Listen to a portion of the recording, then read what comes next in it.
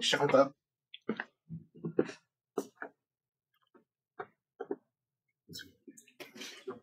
네.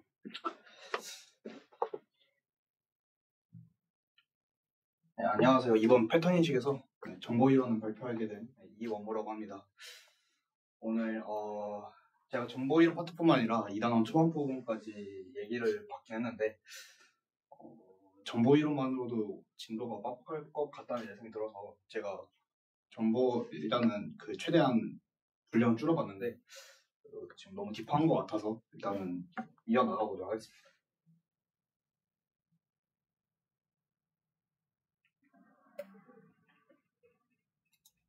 네, 다음 목차는 다음 것 같고요. 네.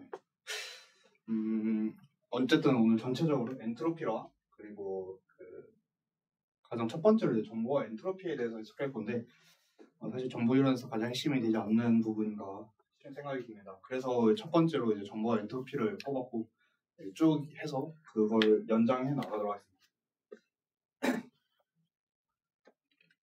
네, 우선 여기서 정보와 엔트로피에서 이 엔트로피는 저희가 일단 저는 이제 물리학 시간 때 배웠는데 그때 배웠던 엔트로피랑은 약간 좀 다른 엔트로피예요. 여기서 사용된 엔트로피는 정보 엔트로피에서 이제 맨 밑에 보시면 이제 정보 이론에서의 엔트로피는 주로 이제 샤넌 엔트로피를 사용한다는 것을 알아두시면 될 것 같습니다. 우선 일단은 정보에 대해서 먼저 얘기드리겠습니다. 정보 이론이니까 정보에 대해서 먼저 얘기드리자면 이제 책에서는 이 정보의 양을 놀라움의 정도 이렇게 표시를 해놓는데 사실 놀라움의 정도라는 게 사실 처음에 봤을 땐 그렇게 많이 안 와닿잖아요. 그래서 제가 나름대로 해석한 결과 확률적으로 발생하기 힘든 사건일수록 그러니까 제가 생각했을 때 이제 정보라는 것은 확률적으로 발생하기 힘든 사건일수록 정보가 많다는 것을 의미합니다. 정확히 무슨 말이냐면은 우리가 이제 확률적으로 발생하기 쉬울수록 흔하게 볼 수 있다는 것이고 그렇게 되면은 이제 추가 정보가 불필요하다는 거잖아요. 예측이 가능하다는 것이고 대표적으로 뭐가 있을까요? 우리가 길 갔을 때 이제 사고가 날 확률을 보면 되게 확률적으로 발생하기 힘들잖아요. 근데 그걸 어디서 사고 나는지 뭐 이런 걸 예시로 들 수 있지 않을까 이렇게 생각합니다. 그러면은 이 확률적으로 발생하기 힘들다. 그러니까 확률이 낮을수록 정보량이 많다. 이 말은 확률과 관계가 있다는 뜻인가를 보면은 후반부에 나오겠지만 결과적으로 어느 정도 관련은 있습니다. 그래서 이제 어떻게 관계가 있는지 이제 책에 따라서 쭉 이어나가 보자면 우선 어떤 사건에 대해서 그 정보량을 이렇게 저희 공식으로 이제 HX 이렇게 표시를 하겠습니다. 그리고 이제 두 사건 이제 연관되어 있지 않은 사건인데 이게 조금 PPT가 잘못 보이는데 이게 HX 플러스 HY입니다. 그러니까 서로 이제 독립적인 사건에 대해서 얘기하는 건데 독립적인 사건에 대해서 정보량은 이렇게 플러스를 해줍니다. 왜냐면은 관련이 없으면은 그 정보량은 따로 보는 게 맞잖아요. 그래서 독립적이면은 그 두 사건이 그러니까 독립적인 관계가 없기 때문에 정보량도 이제 이렇게 플러스로 이제 따로 표시해 주는 게 맞지 않나 생각합니다. 하지만 저희 확률론에서는 이제 다른 두 사건에 대해서 서로 이제 확률을 구하기 두 사건 전체 사건에 대해서 확률을 구하기 위해서는 우리가 곱을 하지 않습니까? 그래서 이제 이렇게 px 곱하기 py인데 이게 좀 잘 안 보이는데 PPT에서 px 곱하기 py로 표시됩니다. 그러면은 정보량에 대해서는 플러스인데 확률에 대해서는 곱이네. 결과적으로 이 hx가 확률에 대해서는 로그 관계를 쓰지 않나 라고 로그 관계라고 볼 수 있다 라고 이제 책에서는 서술하고 있습니다. 따라서 이제 이게 중첩이 되는데 PPT 상에 안 담았는데 hx는 이제 로그 px와 이제 비례한다 이렇게 보시면 될 것 같습니다. 이제 그러면은 엔트로피에 대해서 알아볼까 합니다. 그 전에 이제 여기서 우리가 이 정보 이론에서 계속 지금 보시면 뭐 여기서는 로그 1을 쓰고 있는 엔트로피 부분에서 밑에 2인 로그를 쓰고 있는데 위치 2인 로그를 쓰는 이유는 저희 정보 이론에서 비트를 표현하기 위해서 2비트를 표현하지 않습니까? 그래서 2비트를 표현하기 위해서 로그 2를 사용하고, 근데 이제 이론적으로 사실 저희가 그 수식을 계산하다 보면은 좀 이따 다루겠지만 스털링 근사 이런 거 쓰기 때문에 위치 2인 경우 그 알파벳 2인 경우도 있고 10인 경우도 있습니다. 그렇게 해서 이게 뭐 밑이 왔다 갔다 하는데 그거에 따라서 그 약간 표현 방식이 다르긴 합니다.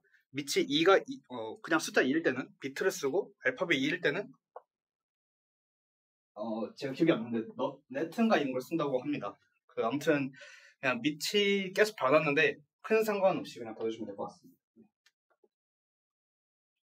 합당 그러니까 원래 좀 엄밀하게 보면 좀 다른데 그냥 그 비슷하다고 보시면 될 것 같습니다.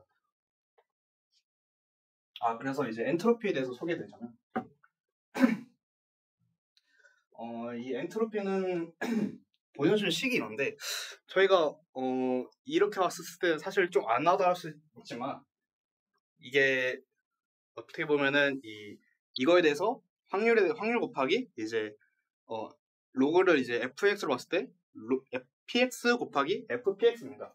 결과적으로 이거를 다 더해주는 건데 어떻게 보면 이 로그 px의 기대값이라고 로그 px의 기대값이라고 보면 될 것 같습니다. 이 엔트로피는 결과적으로 정보량의 기대값이다 이렇게 생각하시면 될 것 같습니다. 우선 일단은 첫 번째 슬라이드인데 일단은 기본적으로 정의하고 시작하는데 혹시 질문 있으실까요? 네, 없으면 넘어가겠습니다.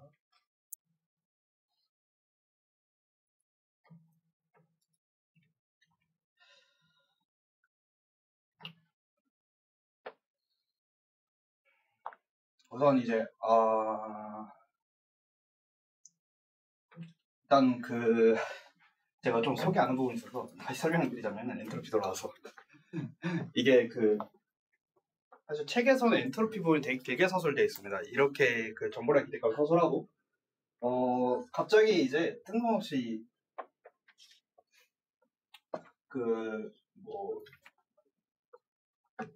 확률에 이제 어떻게 데이터 길이 이렇게 얘기하지 않습니까? 그 데이터의 길이. 그것은 이제 정보 이론에서 사용되는 방법 중에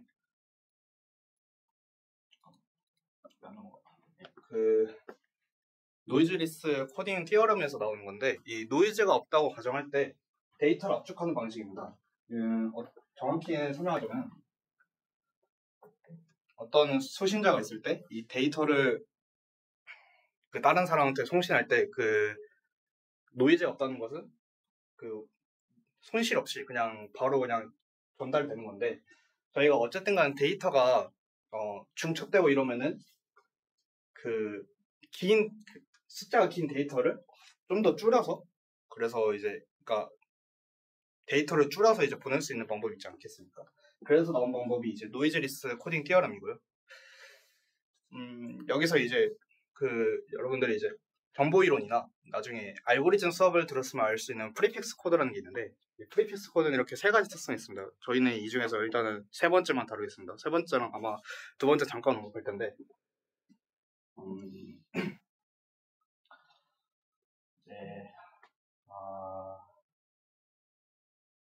제가 예시를 하나 온라인을 할 줄 모르고 예시를 써놓는 걸 준비했는데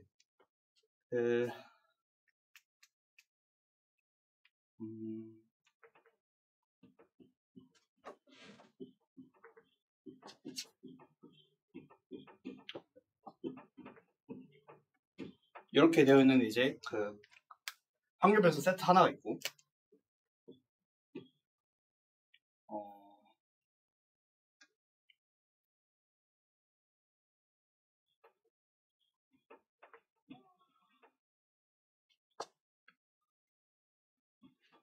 이렇게 있는 세트가 있다고 가정해 보겠습니다. 저희가 여기서 이게 왜 노이즈리스 코딩 티어럼이 갑자기 왜 나오나 싶은데 우선은 여기서 갑자기 이 얘기를 하는 이유는 엔트로피 상으로 엔트로피를 통해서 이게 그러니까 요거에 최대한 압축할 수 있는 길이가 이 엔트로피보다 더 적게가 안 됩니다.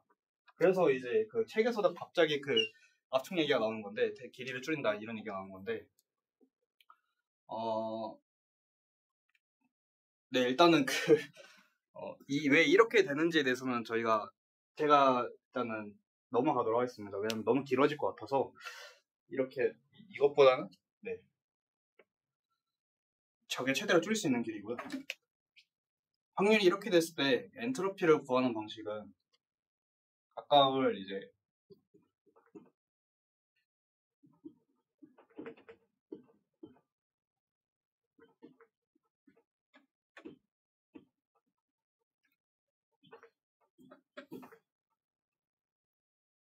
이렇게 해주고 여기도 마찬가지로 이렇게 쭉 이어서 나갑니다. 이게 시간상 제가 계산은 다 하지 않겠습니다만 이렇게 썼을 때 계산값이 일단은 이때는 그냥 로그를 2로 잡으면 밑을 2로 하고 계산하겠습니다. 이랬을 때 이 두 개 중에 엔트로피가 더 큰 것은 얘입니다. 이게 좀 순서가 꼬였는데 확률이 균등할수록 엔트로피가 크다는 것을 말씀드리고 싶었고요.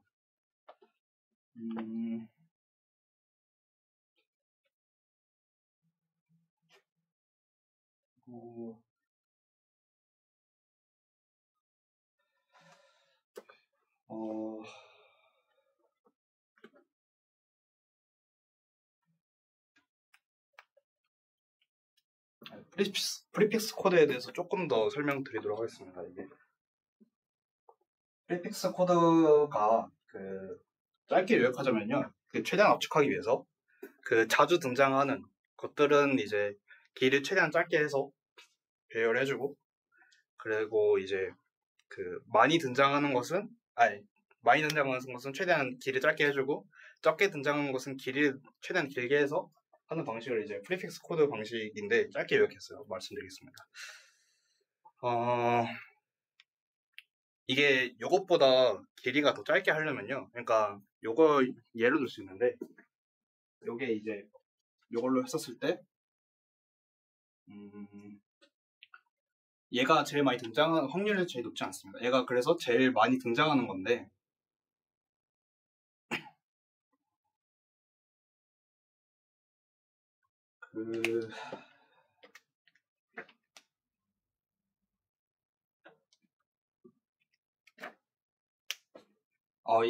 얘를 한 길이를 이 정도로 하고 얘를 길이를 4, 이렇게 8 보통 이렇게 했었을 때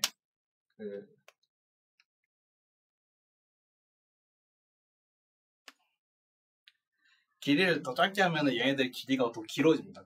트레이드 오프 관계가 생성되는데 이거를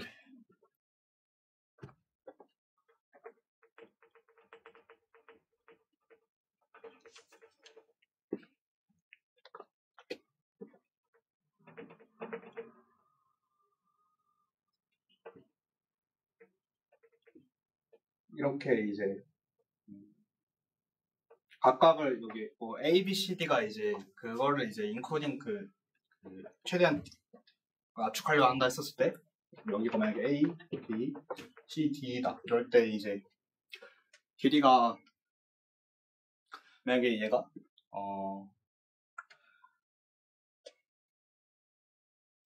확률적으로 2분의 1을 나오고 4분의 1, 8분의 1, 8분의 1 이렇게 했을 때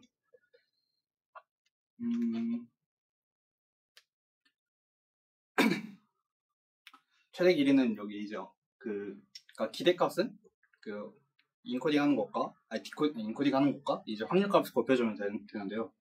그래서 이제 2 곱하기 2분의 1, 2 곱하기 4분의 1, 2 곱하기 8분의 1, 2 곱하기 8분의 1 이렇게 됩니다. 하지만 이게 이것보다 더 짧게 할 수 있는 방법이 있는데요. 그 방식이 이제 방법대로 하면은 그래서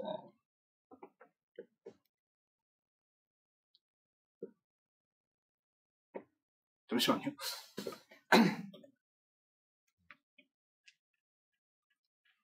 저거 A에 0을 주고 네. B를 1, 0 하고 네, 이렇게 하면은 가장 짧은 길이가 되긴 합니다. 여기서 제가 이거를 좀 더 길게 줬었어야 되는데 만약에 요것보다 그러니까 얘가 만약에 지금 길이가 1인데 길이가 만약에 2거나 얘가 최대로 짧은 게 길이가 가장 확률 높은 값이 길이가 2일 때 얘를 좀 더 줄이거나 하려면은 얘네 길이가 더 길어져야 됩니다. 그게 이론적으로 바탕이 되어 있는데 제가 시간상 패스하느라 일단은 어쨌든 간에 최대로 줄일 수 있는 거고 그리고 그걸 최대로 줄일 수 있는 것이 결과적으로 이 저기 나오는 엔트로피의 바탕이 된다라고 넘어가시면 될 것 같습니다. 자세한 내용은 이제 정보이론 수업을 들으면 왜 엔트로피가 최소가 되는지에 대해 다룰 수 있습니다. 그런 이유로 이제 그러면 저기서 표현했을 때 네. 사실 총 표현 길이 자체는 전에 거보다 하나가 늘어났는데 발생 빈도가 A가 훨씬 많으니까 이거를 실질적으로 표현을 하면은 A가 많이 나오니까 엔트로피만큼 줄어든다 이 말이 맞는가요? 줄어든 것은 엔트로피랑 관련은 없습니다. 그러니까 엔트로피는 그냥 단순히 최대로 줄일 수 그러니까 그 하한선을 준다고 보시면 될 것 같습니다. 요거랑 그 관계는 없고요. 오히려 이렇게 표현을 했을 때 이제 세 자리짜리 이제 C랑 D가 나올 확률이 현저히 적으니까 오히려 자주 나오는 A의 길이를 줄이고 얘네를 키워도 오히려 표현했을 때 압축되는 현상이 발생할 것이다 라고 주장을 하고 있는 건가요? 네, 잠깐 다시 말해주시죠. 그러니까 네.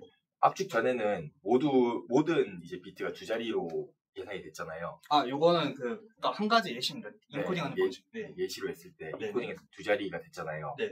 뒤쪽에 갔을 때는 오히려 발생 빈도가 높은 A에 대해서 한 자리의 비트를 할당을 하고 발생 빈도가 낮은 C, D에 대해서 좀 더 긴 비트를 부여하는 게 어쨌든 전체적인 길이로 봤을 때는 그게 좀 더 압축이 잘 된다. 네. 사실 방식입니다. 발생하는 확률은 A가 훨씬 높고 CD는 상대적으로 낮으니까 어차피 긴 비트를 할당을 해도 얘네들은 별로 안 나올 것이다. 그래서 그렇죠. 전체적인 길이는 좀 더 줄어들 것이다. 이렇게 예시를 만약에 이제 극단적인 예시를 들자면 만약에 A라는 얘가 100번 나왔습니다. 그리고 E라는 얘가 두 번 나와요. 전체 길이에서. 근데 이제 A에 대해서는 그 공공을 수여하고 E에 대해서 이제 뭐 동일 한국과 그리고 이제 공과 여기서 뭐 10을 했었다 하면은 했었을 때 확실히 압도적으로 이제 A가 A를 좀 더 길을 짧게 한 것이 압축이 잘 되니까 그 얘기인 겁니다. 다만 그 하한선은 이제 엔트로피로 이렇게 주어지는 것이고요. 왜인지는 나오겠습니다. 네. 저도 질문하는데 네. 이 엔트로피로 주어지는 하한선이 그러니까 모든 압축 알고리즘에 대해서 적용이 되는 건지 모든 압축. 그럼 프리픽스 코드 알고리즘은 그냥 예시로 그러니까 프리픽스 코드가 나왔는지 프리픽스 코드가 이제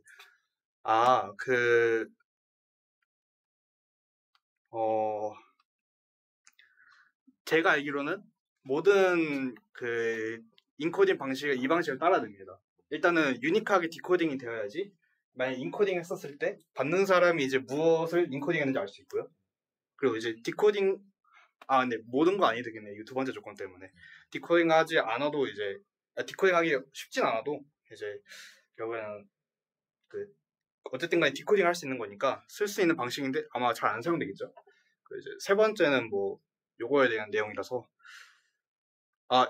질문이 그럼 꼭 프리픽스 코드가 아니어도 하한선은 저 HX로 나타나는 네, 무조건 이것보다 더 어축이 되는 거는 사실상 없습니다. 왜냐면은 약간 이걸 위반하는 건 약간 연력학 법칙 이런 거 위반하는 그런 거라 보시면 될 것 같습니다. 혹시 넘어가도 될까요?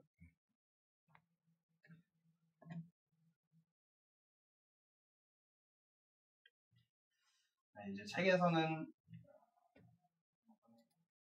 이제 또 다른 관점에서 엔트로피 얘기하는데요. 다중도라는 개념을 항상 언급합니다.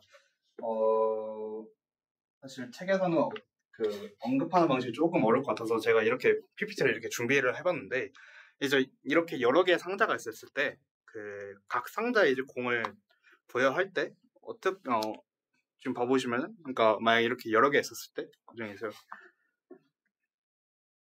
W는 뭐 이렇게 구할 수 있습니다.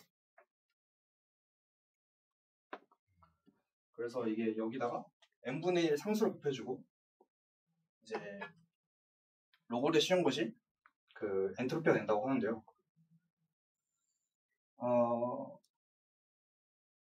지금 생각해보니까 이게 왜 엔트로피가 되는지에 대해서는 제가 좀 더 생각을 해보고 말씀드리겠습니다. 우선은 아마 이게 그 얼마나 무질서하게 배열되는가를 얘기하는 것 같거든요. 네. 왜냐면은 이게 여기 한쪽에 몰려 있는지 이게 이런 것들이 그걸 알기 위해서 이렇게 무질서들을 표현한 그 엔트로피를 표현한 것 같은데 요거는 약간 그 저희가 생각하는 무질서도와 더 관련이 있는 것 같습니다. 또 여기서 이제 스털링 근사가 나오는데 스털링 근사를 넘어갈까요? 이거를 증명을 하는 게 나을까 생각을 고민하고 있습니다. 생각상 일단은 넘어가도록 하겠습니다.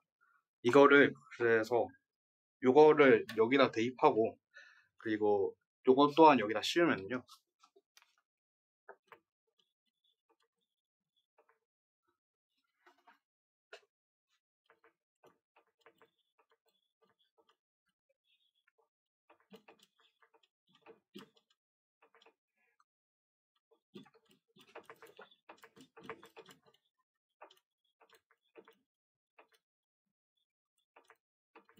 이렇게 써집니다.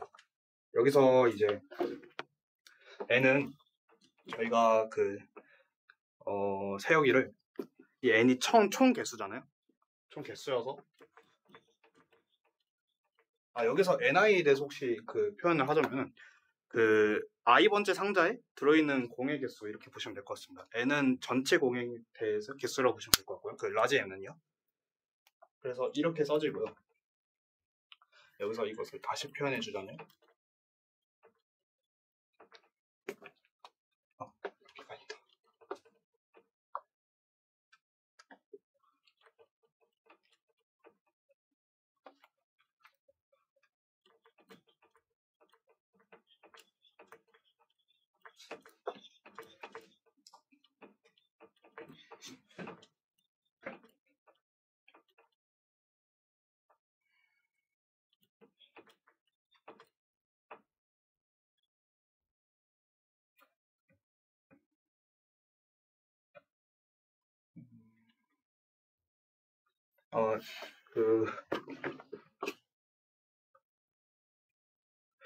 혹시 여기서 이거랑 이게 상쇄돼서 이거 같다는 거니까 이게 상쇄되거든요.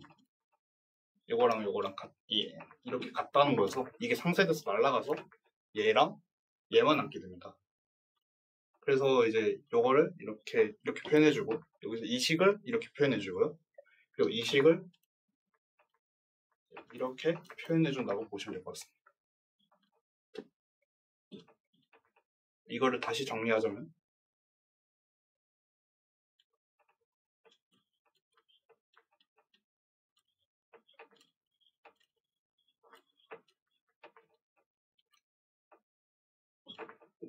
이게 여기 반대네요.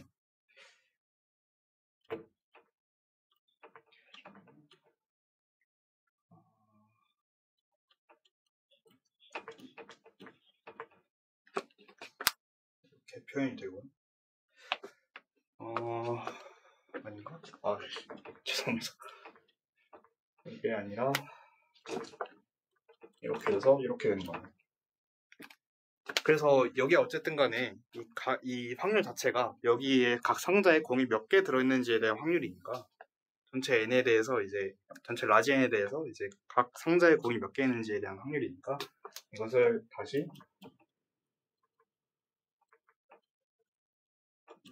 이렇게 볼 수 있고요. 여기는 결과적으로 이것은 이제 아까 말했던 그 엔트로피와 같은 식이다. 근데 이제 이거를 좀 더 잘 묘사하기 위해서 라지 n을 무한대로 보내서 좀 더 근사한다고 표현하면 될 것 같습니다. 좀 더 그 엔트로피적 관점을 보기 위해서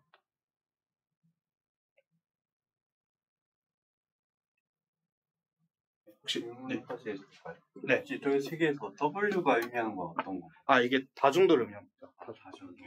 그 다중도가 물리 쪽에서 쓰이는 그 정확히 물리 쪽에서 넘어온 개념으로 보이는데 사실 저게 어떤 상태가 있을 때 그 상태를 재현하는 방법에 쓰거든요. 그러니까 지금 예를 들어 첫 번째 상자에 공 2개를 넣고 두 번째 상자에 3개를 넣고 뭐 세 번째 상자에 4개를 넣었다 하면은 그거를 재현하는 방법에 쓰는 사실 이제 어디 보자 9 팩토리얼을 9 팩토리얼 나누기 2 팩토리얼 나누기 3 팩토리얼 나누기 4 팩토리얼 이런 식이 되거든요. 왜냐하면 9개의 공을 3개 상자에 넣고서 3개의 상자에 넣고서 이제 순서를 구분하지 않는 거니까.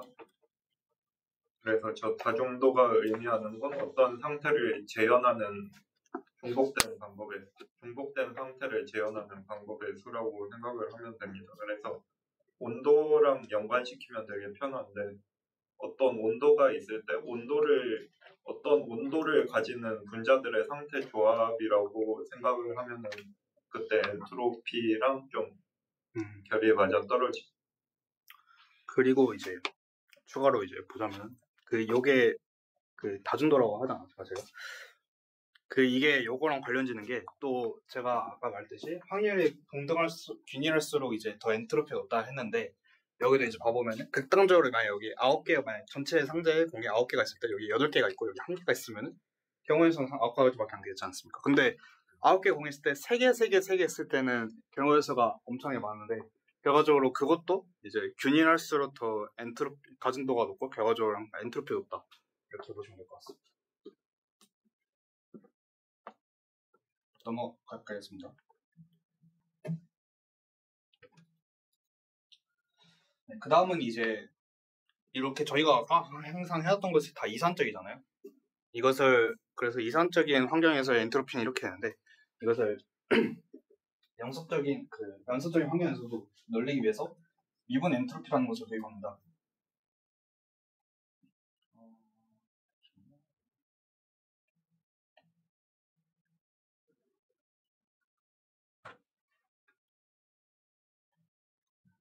네, 일단은 이게 바로 연속적인 환경에서 도입할 수 없는 게 여기서 사용되는 이 px는요 연속적인 환경에서 확률密도 함수를 의미합니다.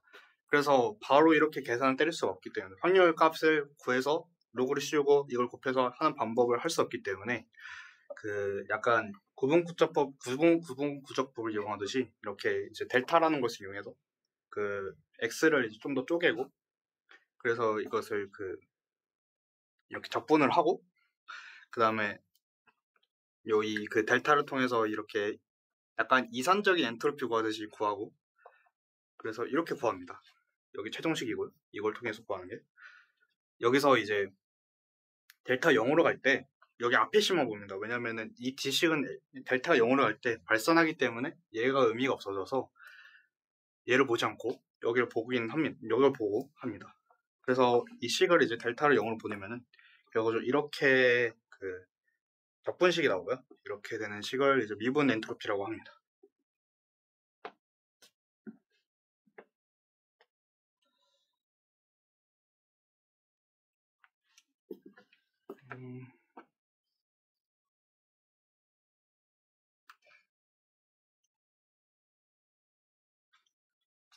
여기서 여기서 로그 델타만 남아서 여기서 이 부분이 이렇게 어떻게 전개가 됐냐 하는데 이거에서 여기서 저희가 델타 단위를 더 쪼개지 않았습니까? 그래서 이렇게 델타는 1이 됩니다. 그래서 여기에 아예 날라가가지고 이것만 이렇게만 여기 D가 이렇게 로그 델타야 맨만 로그 델타만 남는 것을 보시면 됩니다. 제가 계속 로그 ln 이렇게 바꿔서 말하는데 그냥 자연스럽게 그냥 들으시면 될 것 같습니다. 어차피 다 비슷하게 보시면 될 것 같아요.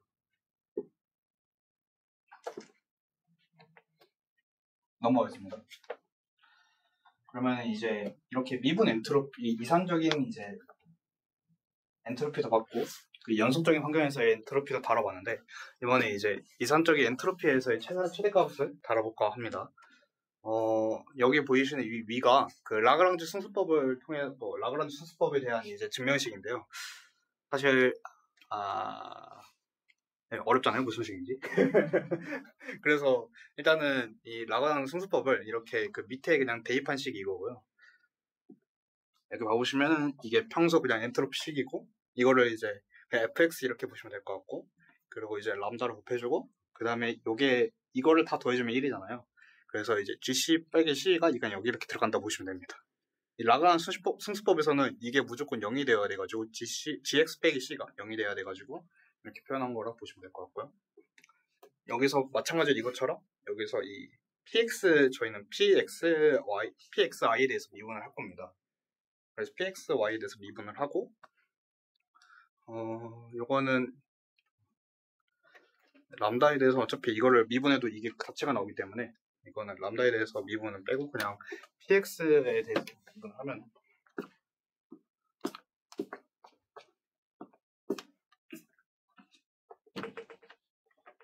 제도가 몇 분이라고? 제도는 제가 보죠.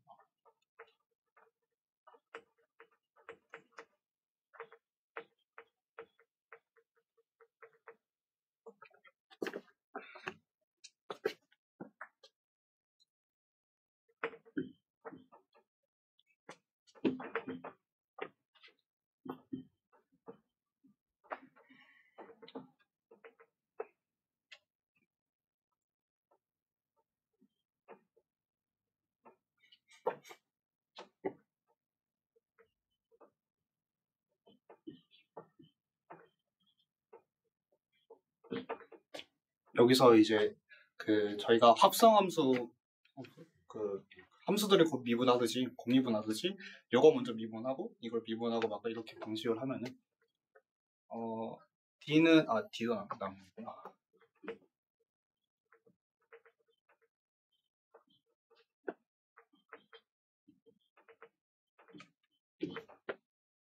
그걸 해주면은 이제 이 나오고 그래서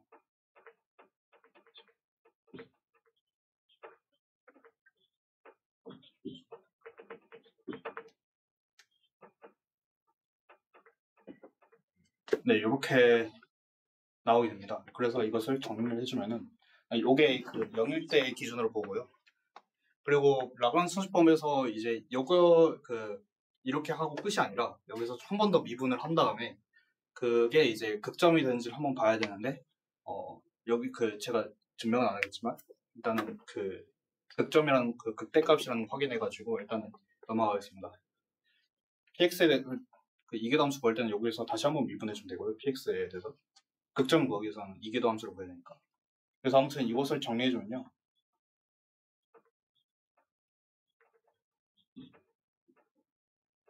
마이너스 1이 나오는데 람다는 상수로 다 똑같은 값입니다. 그렇기 때문에 pxi가 다 똑같은 값일 때 이 엔트로피가 최대값이 된다고 보시면 될 것 같고요.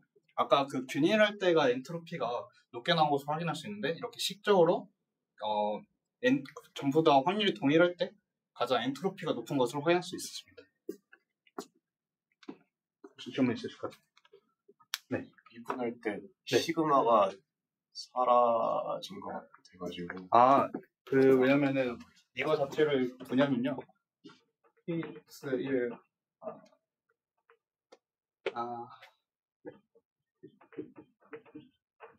이렇게 되는데 이게 편미분 방식이라서요. 이것들이 요거랑 x가 각각 따로 보시면 될 것 같습니다. 그래서 이게 상쇄된다고 보시면 됩니다. 사실 저도 처음 볼 때는 이 람다가 그 변수인 줄 알아가지고 왜 확률이 다 동일하다 봤었는데 람다는 상수입니다.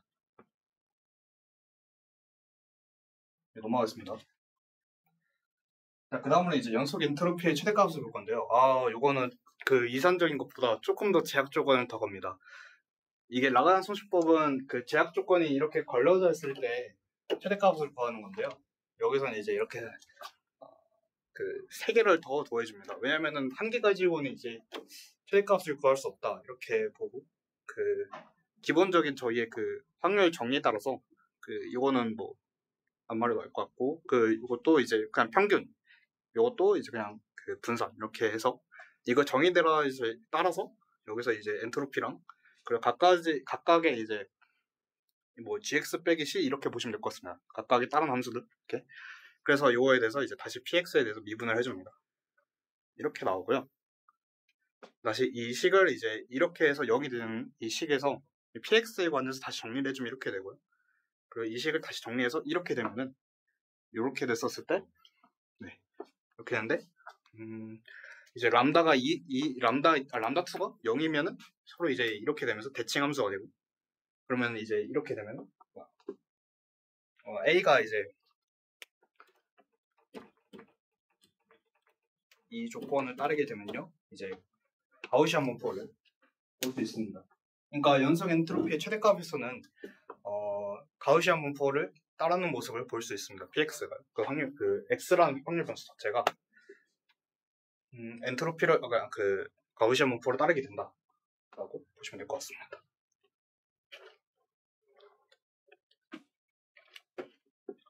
이게 그 이산적인 엔트로피랑 미분 엔트로피랑은 좀 다른 점인데요. 제가 아까 언급을 안 했는데 엔트로피가 그 아까 단순히 그냥 px에 대해서 로그를 씌우고 px를 곱한 다음에 마이너스 한 다음에 전부 다 더해주지 않습니까? 그러면은 엔트로피는 그렇게 했을 때는 0보다 크거나 같게 보일 수밖에 없는데 이 미분 엔트로피는 이렇게 그 최대값이 이렇게 정의가 되기 때문에 음수가 될 수 있습니다. 그래서 이게 미분 엔트로피는 약간 상대적인 개념 이렇게 보시면 될 것 같습니다. 어차피 엔트로피 자체가 약간 저희가 생각하는 무질서도 이런 개념과 다르게 이산적인 환경에서는 무조건 0보다 크게 되고 0보다 크거나 같은 값을 가게 됐고요. 미분 엔트로피는 이제 음수다 가질 수 있는 값을 가진다고 책에서 서술하고 있습니다. 질문 있으실까요? 혹시 람다 1, 2, 3를 어떻게 전개해가지고 가우시안으로 바꾸잖아요. 네네. 혹시 어떤 방식을 사용했는지 알 수 있을까요? 여기서 람다가 0을 가져간다면 exp가 람다 플러스 1 이렇게 람다 3 x 마이너스 이렇게 되지 않습니까? 여기서 람다 3가 마이너스 2의 시그마 제곱분의 1이 되면은 요거는 곱하기 이거 플러스이기 때문에 쪼개질 수 있습니다. 이렇게 그 지수함수상에서의 그 곱이 플러스이기 때문에 그래서 이거 자체가 이렇게 a로 빠지게 되고 요거 자체는 그냥 이렇게 남게 돼서 그러니까 제가 봤을 때 람다2가 가장 이 가우시안 결정하는데 가장 중요하다고 보시면 될 것 같습니다. 왜냐하면 다른 것들은 이제 그냥 바꿔가면서 하면 되기 때문에 어떤 수를 가지든 근데 이제 람다3가 음수가 돼야 되긴 하겠죠. 그러면 이제 발산할 테니까 람다3는 무조건 음수가 돼야 됩니다.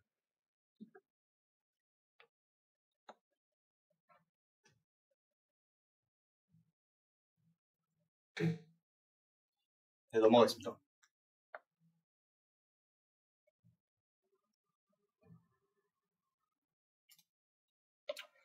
네, 그 다음으로 이제 상대 엔트로피를 다루겠습니다.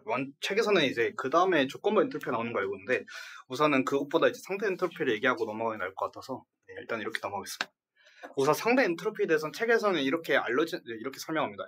알려지지 않은 분포 px에 대해서 피팅하기 위해서 모델을 만들고 그 결과로 qx를 만들어서 이제 이렇게 qx를 통해서 p가 아닌 qx를 사용했기 때문에 q와 p 사이에 이제 정보가 필요하다 이렇게 서술합니다. 다만 이 내용적으로 봤을 때는 저는 크다 와닿지 않아가지고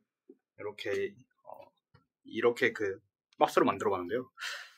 사실 이 화살표가 빠졌습니다. 모델에서 qx로 표현하는 화살표가 빠졌습니다. 아무튼 이 px와 qx라는 관계를 표현하기 위해서 이 상대 엔트로피라는 관점을 도입했다는 보시면 될 것 같습니다.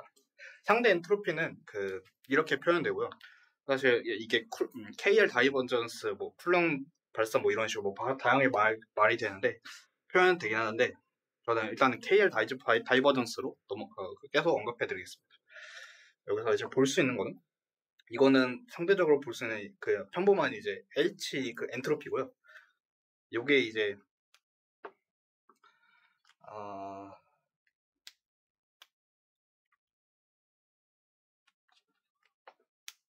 요거는 뒤에 가서 언급하겠습니다.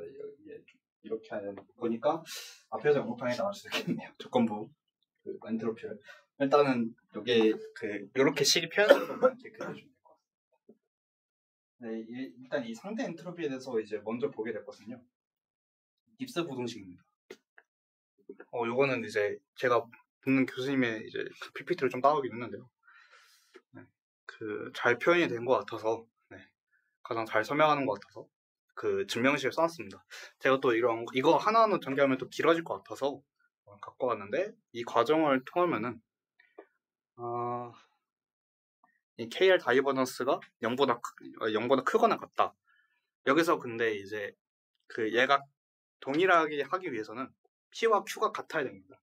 P와 Q가 같으면은 로그 1이 돼서 0으로 사라지기 때문에 KL 다이버전스가 0이 되기 위한 조건은 P와 Q가 같다라고 보시면 될 것 같습니다.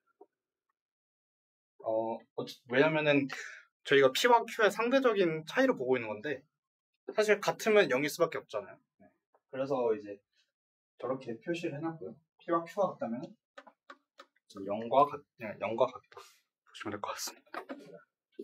그리고 여기 밑에 이제 컨벡스 펑션이라고 제가 표시해놨는데 저희 고등학교, 중학교 때 배우는 이제 이계도 함수 있지 않습니까? 이계도 함수를 이제 한번 통해서 이제 저희는 블록 함수를 보는데 그걸 이제 그 전에 블록 함수에 대해서 이제 표현하기 위해서 x1과 x2에 대해서 블록 함수에 대해서 정의를 하고 넘어가자면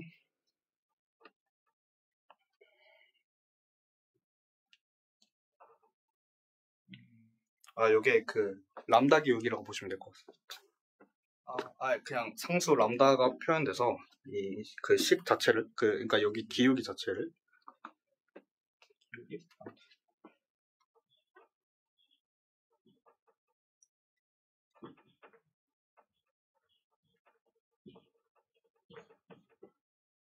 이렇게 표현하면요. 이렇게 표현하면 이 전체 각각에 대한 값이 되니까요. 여기서 람다가 1일 경우에는 x1을 표현할 수 있고요. 람다가 0일 경우는 x2를 표현하니까 이 안에서 표현하고 싶다는 얘기입니다. 그래가지고 이렇게 표현한 거거든요. 근데 블록 함수니까 요게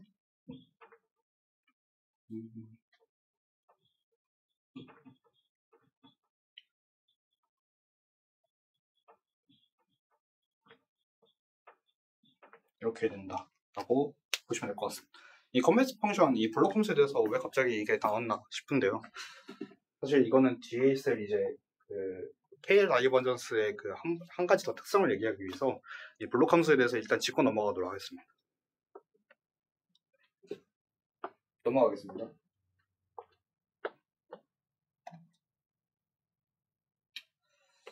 네, 이게 옌센 부등식인데요. 옌센 부등식, 젠센 부등식 다양하게 표현되는 방식인데요.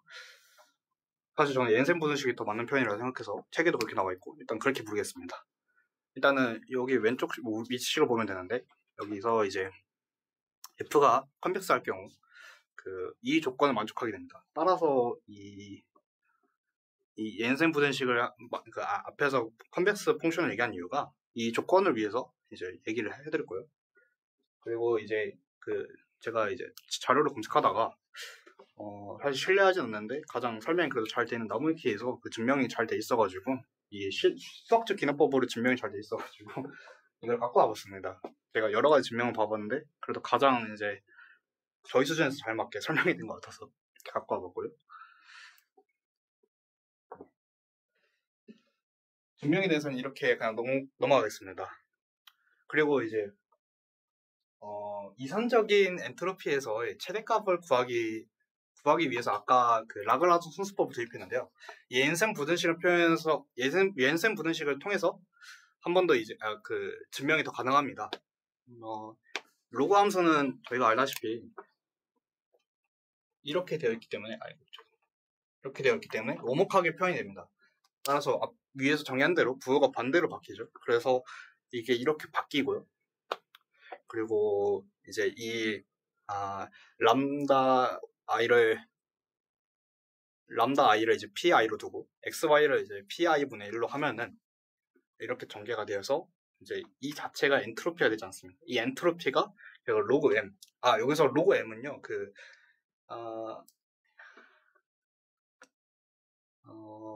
가능도라고 표현합니다. 표현하는데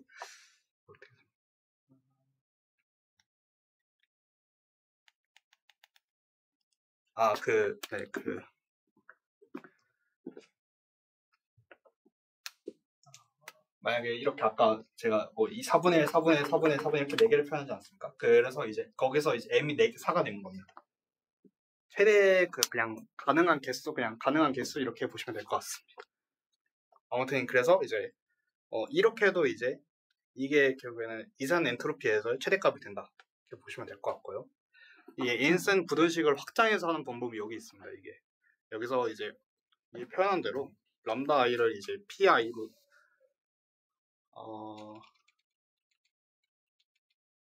람다 i를 이제 fx로 두고요. 그리고 이제 xi를 pi로 뒀을 때 확률 변수를 그렇게 봤었을 때 이렇게 더 크나 크게 확장이 가능합니다. 이렇게. 네.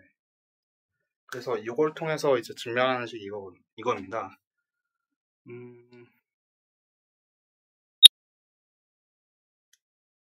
여기서 이제 갑자기 이게 나오는데요.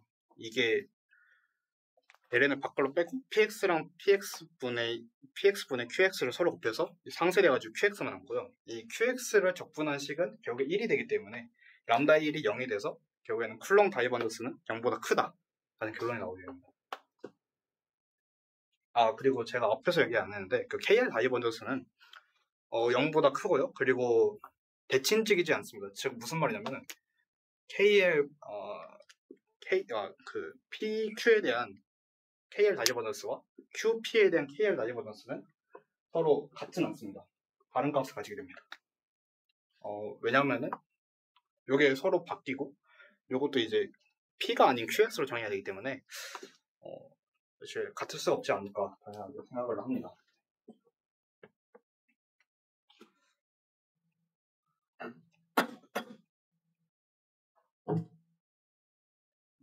네.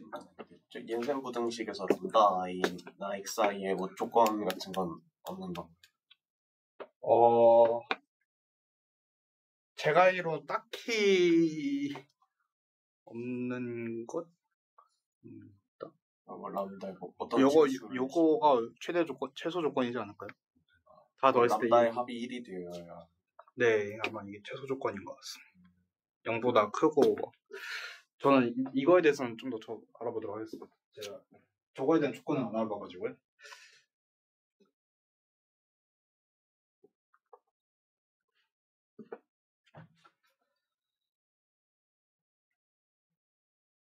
네, 넘어가도록 하겠습니다. 질문 있으신가요?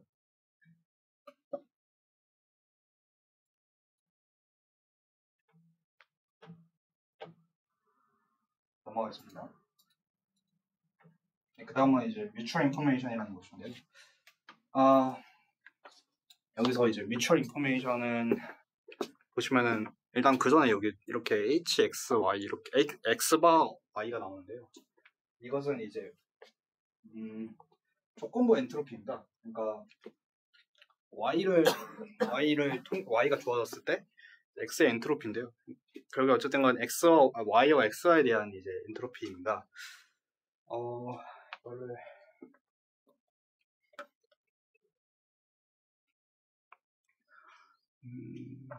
mutual information은 그 전에 이제 mutual information 설명드리자면요.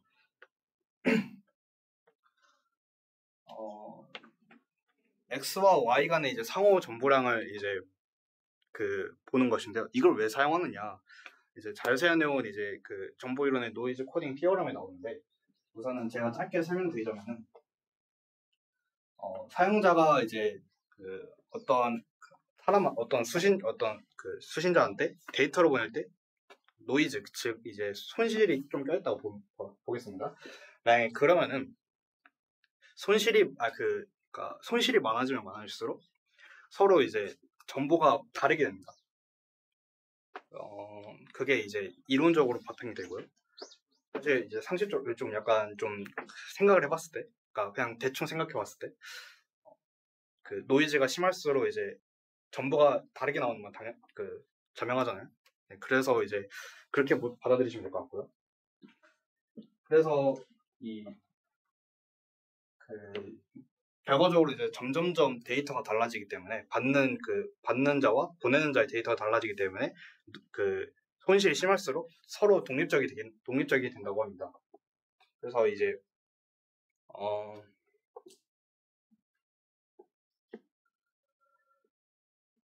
이 노이즈가 있는 환경에서 그래서 이제 그 노이즈가 심한 와중에도 어쨌든 간에 저희는 최대한 많은 정보를 담아서 보내야 되잖아요. 그래서 이제 이거를 설명을 정리를 하고 말씀드리겠습니다.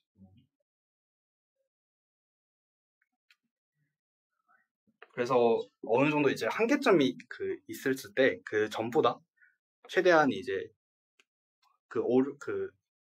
손실이 없게끔 보내는 그 정해진 양보다 적게 보내되 이제 상호 정보량을 통해서 최대한 그 정보량을 많이 보내는 방식을 사용할 때 이제 뮤추얼 인포메이션을 사용합니다. 그때 책에서는 이제 뮤추얼 인포메이션에서 이제 뭐 어떻게 사용한다 이런 방식이 좀 설명이 안 돼 있길래 이걸 왜 배우는지에 대해서 좀 언급하고자 이렇게 말씀드렸고요. 그래서 이제 서로 독립적일 때는 아예 완전 상호 정보량이 없다, 0이 나온다.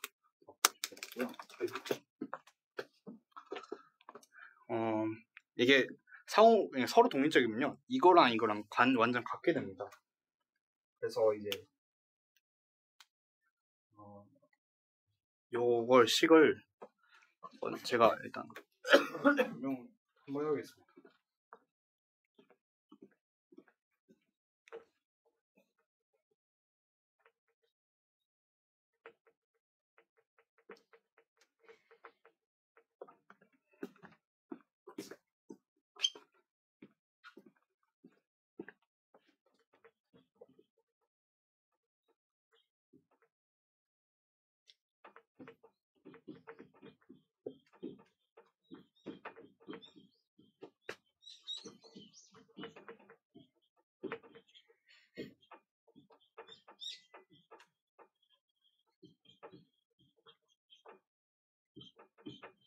글씨는 잘 못 써서 양해 부탁드립니다.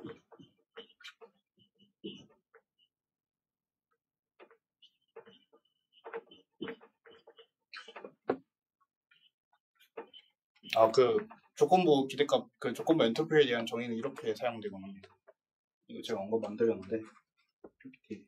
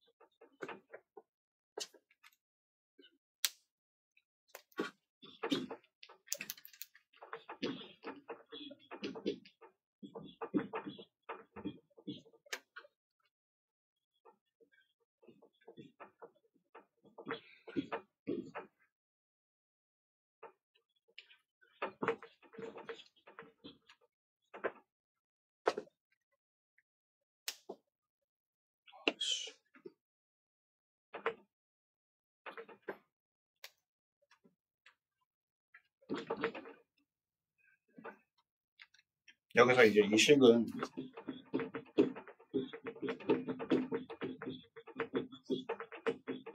이렇게 정의가 되기 때문에 요거랑 요거 잠깐만. 그래서 이게 이렇게 되기 때문에 혹시 보이시나요?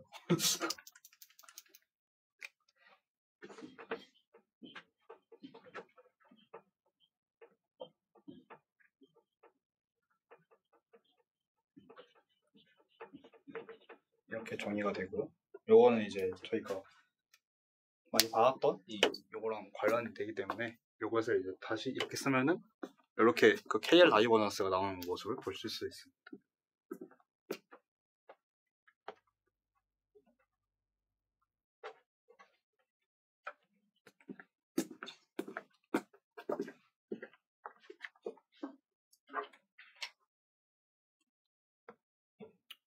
그래서 이제 아까 잠깐 설명하다 넘어갔는데 이 조건부 엔트로피를 통해서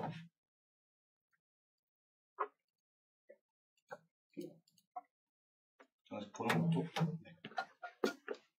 이것도 이제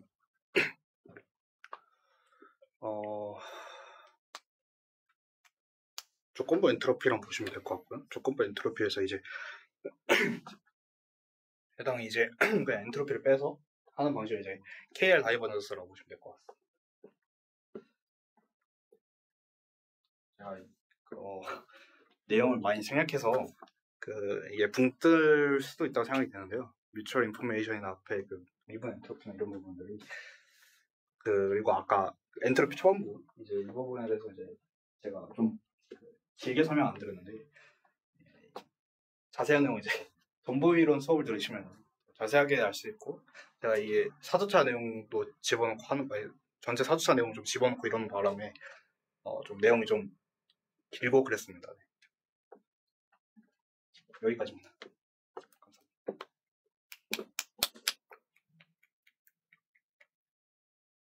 그래서 사람들이 들어왔어요. 아니. 3명. 일단 뭐 푸신 분도 있고 안 푸신 분도 있을 텐데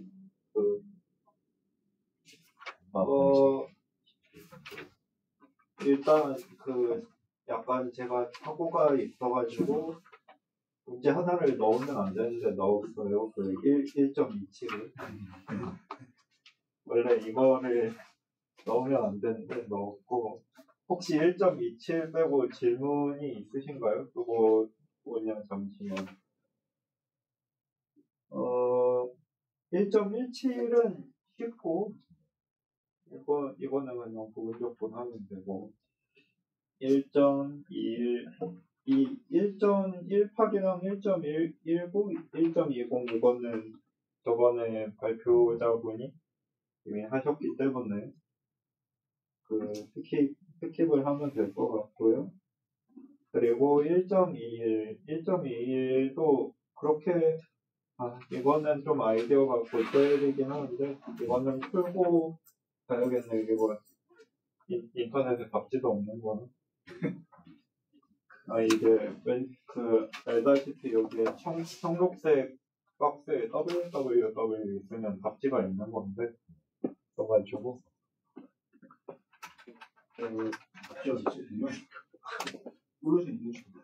인터넷에 비숍 홈페이지 비숍이라기보다는 마이크로소프트의 기억은 잘 안 나는데 이 책 개요 부분인가? 글쓴이 서론 부분인가? 네, 서문에 웹페이지 URL이 있으니까 그거 들어가시면 있습니다. 그래서 1번은 일단 1번 풀자면 두 개의 음수가 아닌 수 A, B에 대해서 A가 B 이하이면 A가 A, B를 곱한 것을 제곱근 이하임을 증명하라. 일단 이것부터 할게요. 이것부터 해요.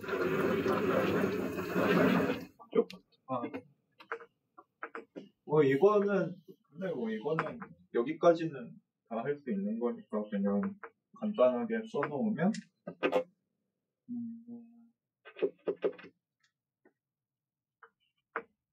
이거 좀 분명해진 시간이 걸리는 거라 둘 다 음수가 아니라 그랬으니까 이게 포함이 되죠. 이 부분은 문제 둘 다 음수가 아니라고 했으니까 그러면 사실 이게 거의 바로 나오긴 해요. 이거 그냥 이거 양쪽에 A 곱해도 이거 0보다 크니까 부동호 방향 바뀌고 여기서 루트를 씌우면 바로 나옵니다. 그래서 이 부분까지는 쉬울 거예요.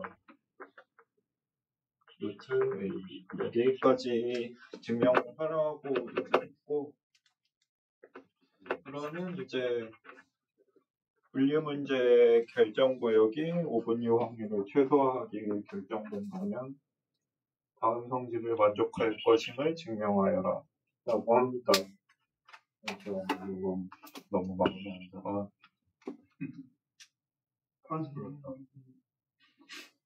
그래서 저 아래 식을 만족하는지 보라고 하는데 일단은 그 본문의 식이 본문 페이지를 가면은 이런 식이 나와 있어요. px c2 dx 플러스 r2 px c1 dx 이게 본문에 적혀있는 식이에요. 앞쪽으로 가서 식을 참조하면 그러면 이제 우리가 이 문제에서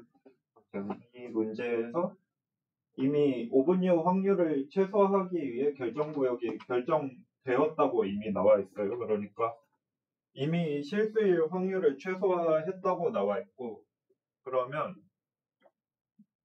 x가 예를 들어 R1에 들어가 있다고 하면은 px가 C1 확률이 정확히는 x가 C1에서 생성됐을 확률이 x가 C2에서 생성됐을 확률보다 높아야 돼. 왜냐면 이미 최적의 결정을 하고 있으니까 여기에서 만약에 C2를 하면은 실수일 확률이 더 높죠. 사실 실수일 확률이 최소화가 안 된 거죠. 얘가 예를 들어 C2인데 R1으로 결정을 했다 하면은 이거는 제대로 결정을 못 하고 있는 거고 정확히는 이제 확률이 그러니까 어떤 x가 주어졌을 때 가장 원인이 될 그러니까 x가 나왔을 법한 클래스를 선택하는 거니까 그래서 최적의 결정을 하고 있으니까 이게 돼요. 사실 직관적으로 봐도 되고 그리고 두 번째로 이것도 똑같은데 그러면 여기에서는 C2가 이거죠. 이것도 똑같은 거고 그래서 여기에서 뭘 하느냐 하면은 간단히 이 식을 그대로 쓰면 되는데 이 식이 성립하니까 당연히 둘 다 0보다 크고요. 그래서 이거를 쓸 수 있죠. 그래서 이게 px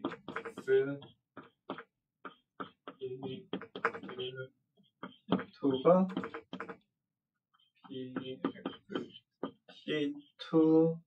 C2입니다. 근데 이거는 R1에서만 그런 거예요.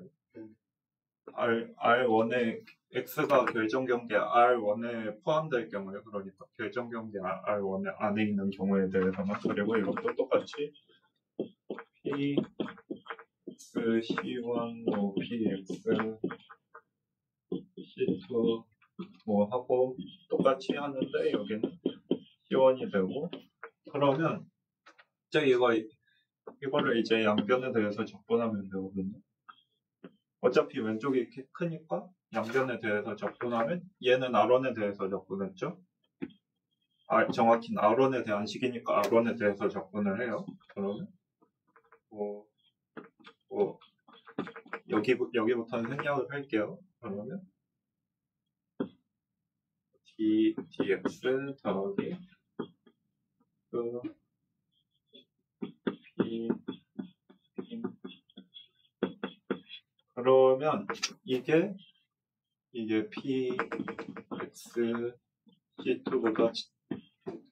pxc2가 이것보다 작고 r2 p x c1 x dx가 있죠. 이러면 이게 아까 봤던 PCSL. 그래서 여기까지가 21번이고 질문이 있고요.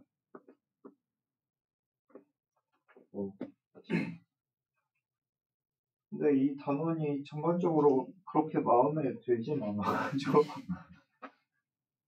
뭔가 좀 그런 게 있어요. 막 문제를 풀어도 이게 푼 건가 약간 좀 찝찝한 그런 느낌이 있는데 22번도 별게 없긴 한데 22번도 약간 애매해서 혹시 22번 못 푼 분들이 있을 거예요. 이것도 뭐 크게 뭐가 없긴 한데 답지도 있고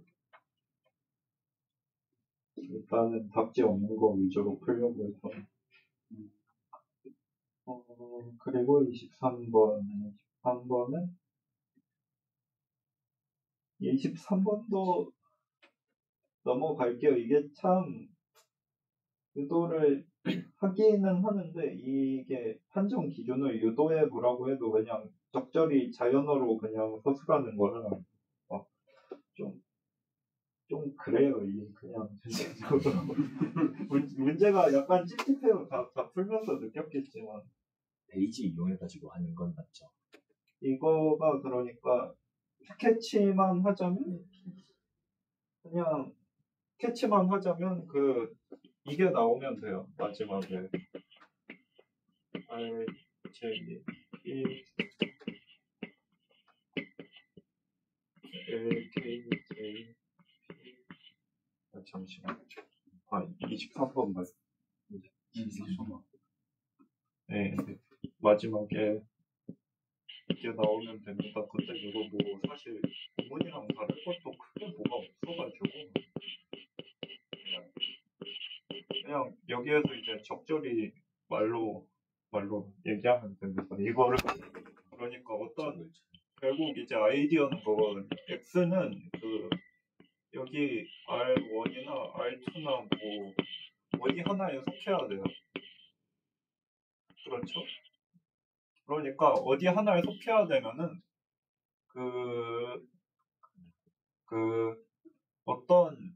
어디 하나에는 속해야 되니까 이 x가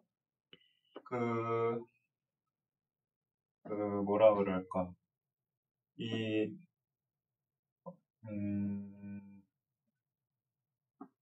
가까이에 이거를 생각을 했었는데 이게 또 말로 하려니까 헷갈리고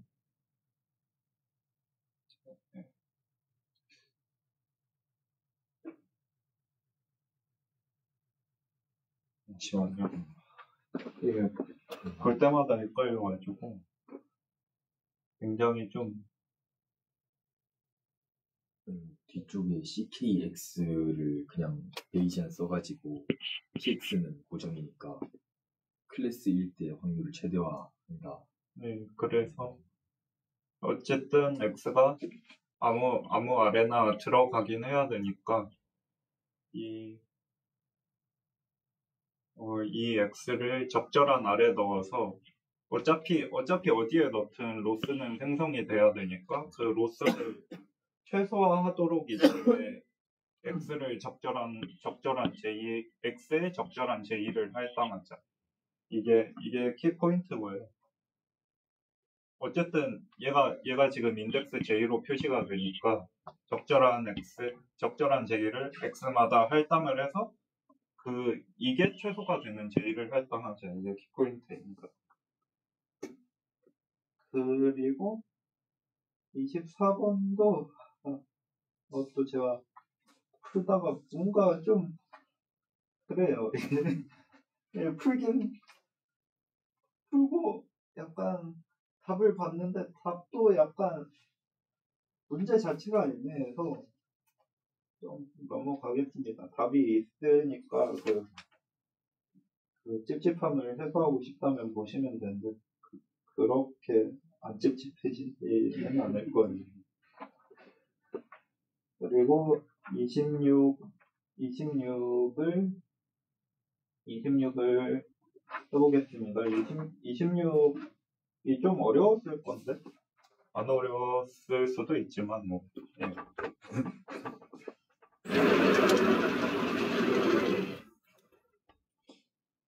26 다 푸셨나요? 26 뭐 사실 어렵다기보단 복잡하죠. 아니 뭐 근데 헷갈리는 포인트가 있어서 짚고는 넘어가야 될 것 같아요. 결론적으로. 그래서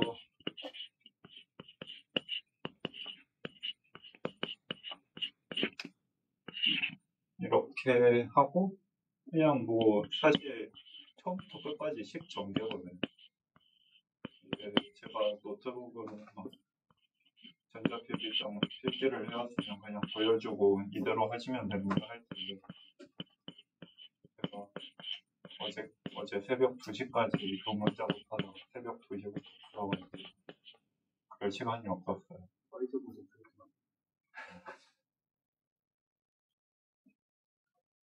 그게 맞았나요? 화이트보드에 풀지는 않았어요. 그래서 이거는 그냥 그 정의 그 자체고요. 근데 이제 뭐 첫 번째 아이디어인데 이거 본문에 그대로 나와 있습니다. 본문에 나와 있는 건데 그냥 벡터로 모양만 바뀌었어요.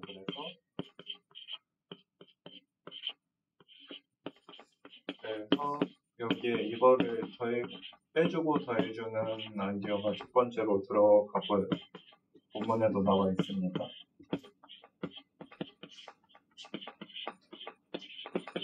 식이 되게 길어지니까 이 정도인가?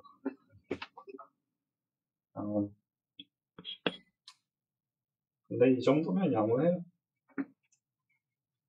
요즘 너무 더러운 걸 많이 봐가지고 뭘 상징은 될 것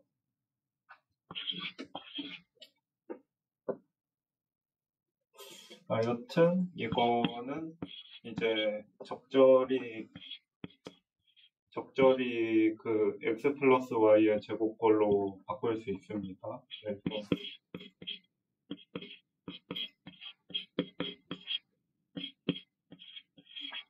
더하기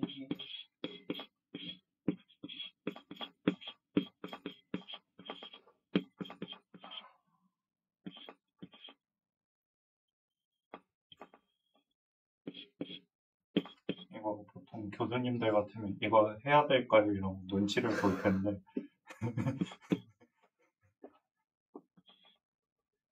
약간 좀 그런 게 예. 넘어가겠습니다. 잠시만요. 이거 함수인데 그냥 x 빼고 y로 표시할게요. 보통 이렇게 많이 해요. 왜 그러냐고 저한테 따지시면 딱히 할 말은 없고 네, 알겠습니다. 그러려니 하세요.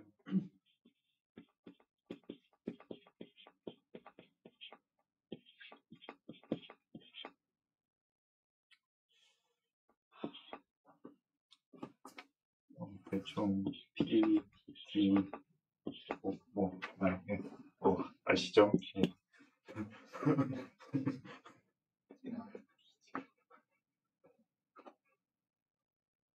쉽지 않아요. 예. 알아쓰게 생겼네. 참고로 여기 하나 더 있구나. 요즘은 이제 신문물이 많이 나와가지고 다 사진 딸깍하고 그러는데 하여튼 얘는 근데 이게 좀 헷갈리는 포인트인데 확률 공부할 때마다 좀 이제 정확히 말하자면 확률 변수라는 게 사실 익스펙테이션 밖에 존재를 할 수가 없죠. 그러니까 얘는 뭐 사실 밖에 있는 t랑은 좀 다른 애예요. 사실 그래서 이게 좀 이 t가 여기에 있는 t랑 다른 t입니다. 그러니까 얘를 볼 때 얘는 이미 상수예요. 얘는 이미 상수죠. 그래서 여기 d 제곱 중에서 얘는 그 t를 없앨 수 있습니다. 왜냐하면 얘도 t에 디펜던트하지 않고 얘는 그냥 상수라고. 그래서 얘는 그냥 마이너스 제곱 dx가 되고요. 그리고 얘도 보면은 얘 상수죠. 얘도 뮤고 얘도 뮤예요. 근데 그러면 얘를 t에 대해서 적분하면 t에 디펜던트 하는 게 얘는 전부 t에 디펜던트 하지 않고 얘만 바깥에 적분의 영향을 받거든요. 그러면 얘만 뮤 t가 돼요. 뮤 tx. 그러니까 사실 이것 제가 생략을 하긴 했는데 이게 사실은 이런 폼으로 바뀝니다. 지금 이중 적분에서 지금 이중 적분이잖아요. 적분하면 이것만 먼저 수행해 주는 거예요. 지금 정확히 gt dx.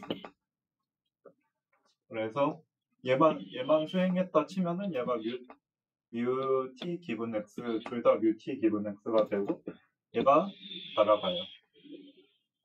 얘가 날아갑니다. 그리고 얘가 남는데 얘는 좀 골치 아픈 게 보통 이제 이런 경우에는 그 자기 자신과의 곱 이런 거는 그 단순히 그냥 여기에 이거 t에 디펜던트 하는 거 이거밖에 안 하고 이제 여기에 이렇게 이거 씌우면 안 됩니다. 이렇게 씌우면 안 돼요. 왜냐하면 자기 자신과의 곱이기 때문에 그 실제로는 2차식이잖아요. 이게 2차식이기 때문에 어떤 결과가 나올지 이제 확인을 한번 해봐야 됩니다. 왜냐하면 이게 코베리언스를 계산해 보셨으면 아시겠지만 거기에서도 똑같이 나타나는 함정이기 때문에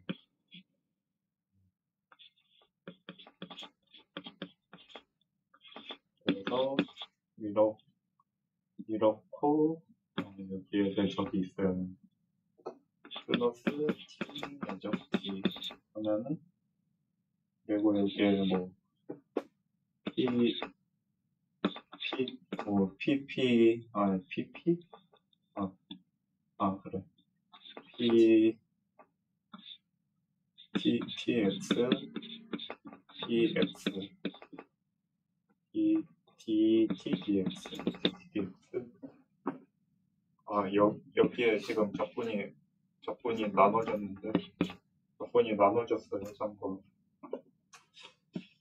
그래서 얘는 놔두고 얘부터 계산을 하면은 이제는 얘가 상수니까 얘가 어떤 상수죠? 상수 벡터라서 t에 디펜더 하는 게 얘밖에 없어요. 그래서 얘가 똑같이 이게 됩니다. 그래서 잘 보시면은 이거랑 같은 항이죠. 그래서 얘가 마이너스 뮤 t 기분 x가 되고요. 그리고 이거는 그대로 남아요. 그래서 좀 위치를 바꾸면은 뭐 이렇게 하는 게 기분 나쁜 건데 기분 나쁘니까 이렇게 하면은 뺄기 이제 이 둘을 합쳐가지고 u t 기분 x 이렇게 하면은 그리고 지금 x에 대해서 이미 정확히는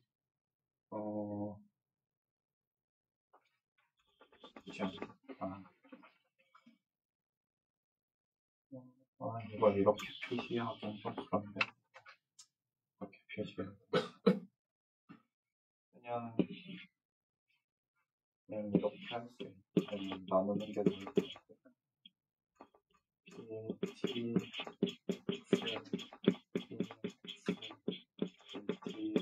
x 빼기 utx의 expectation 여기는 이 expectation은 tx에 대한 거고 이렇게 하고 결국 이게 이런 식으로 짜증나지 말고 이렇게 그러면 이런 식으로 하면 이렇게 해야 되는 그냥 이렇게 여튼 이렇게 하고 뭐 그래서 이게 좀 최종 폼은 결국 이렇습니다.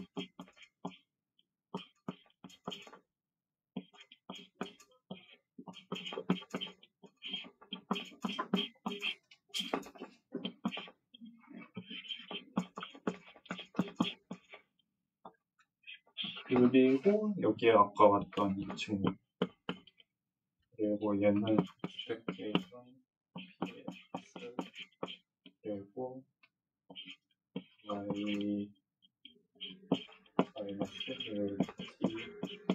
t 제곱 이렇게 됩니다. 네. 이게 끝이에요. 네. 많죠? 잘했어요. 그리고 시간이 몇 분 남았지? 28분.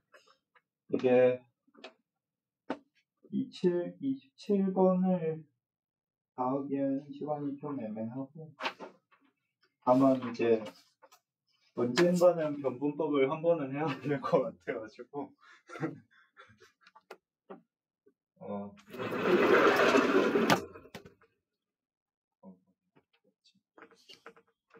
언젠간 변분법을 해야 될 것 같아가지고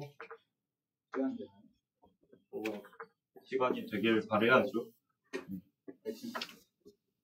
변분법을 살짝 맛을 보고 넘어가겠습니다. 변분법이라는 게 막 그렇게 어려운 아이디어는 아니고요, 전반적으로. 그건 안 움직이는 거야? 저건 몰랐네. 이게 안 움직이면 그냥. 하여튼, 변분법은 그 영어로 하면은 그 베리에이셔널 메소드고요.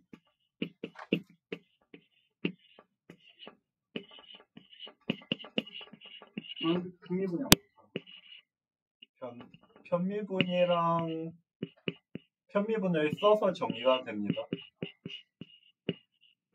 편미분을 써서 만드는 하나의 방법이고, 우리가 살면서 이제 굳이 만나기는 싫은데 만나는 것 중에 하나가 미분 방정식이죠. 잠시만요. 이게 브로게도 있는데 변분법 부분이 변분법 부분 잠깐만 펼쳐놓고 네.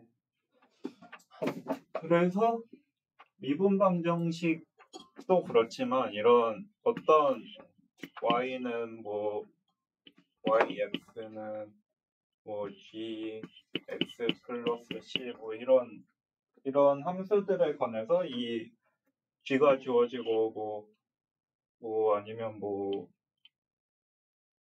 예를 들어서 좀 어려운 경우로는 뭐 y는 루트 y 제곱 플러스 y 플러스 1 뭐 이런 종류의 것들 이런 종류의 방정식을 함수 방정식이라고 합니다.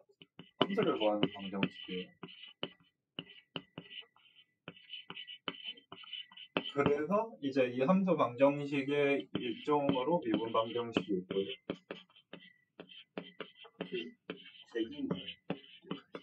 이게 그 셋의 그 인 기호입니다. 함수 방정식. 네. y는 x를 표현했는데 안에 y는 x는 하고 y는 x의 제곱 이렇게 된 건가요? 아, 네. 이게 이겁니다. 그 이제 그 함수 방정식에서는 이 변수를 표기 안 할 때가 많습니다. 그러니까 이 y라는 함수에 대해 다루면은 그냥 이렇게 표시할 때가 꽤 많아요. 미분 방정식으로 가도 미분을 할 때 굳이 표시를 그렇게 하지 않고 그래서 봅시다. 뭐가 나오면 좀 그런데 한번 바꿔달라 했는데. IS고는 예상을 하지 못해요. 네, 그래서 근데 우리가 생각을 해봅시다. 우리 예를 들어서 우리가 맨날 푸는 이거 있잖아요. 그 예를 들어 y 지금 많이 하는 것 중에 하나가 이거죠. yx t 제곱 이거 최소화하는 거. 지금 계속 이거 최소화하고 있잖아요. 근데 이거 사실 잘 보면은 이게 이렇게 정확히 이렇게 정리가 되죠. yx t 제곱 이런 식으로 정리가 된단 말이에요. 그러면 이거는 사실 우리가 새로운 개념을 도입하는데 범함수라는 거거든요. 범함수는 함수를 인자로 갖는 함수 갖고 함수를 출력하는 함수. 그래서 이거는 범함수의 정의에 거의 똑같이 부합해요. 왜냐하면 우리가 예를 들어서 A라는 함수가 있고 우리가 P라는 분포를 줘요. P라는 분포 자체도 함수죠, 사실. 네. 그러면 이게 P에 따라서 P를 주면은 상수를 뱉는 함수죠, 지금. 아니면은 Y를 줘도 되죠, 사실. 그렇죠. Y를 주면 상수를 내뱉는 함수죠. 근데 우리는 지금 이걸 최소화하고 있잖아요. 이걸 최소화하고 있고 우리는 Y를 찾고 있어요.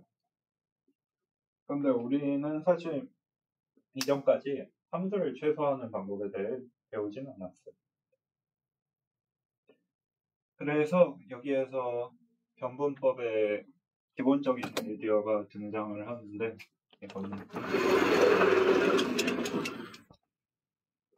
이거 지워도 되겠죠. 누군가는 썼길 바래요.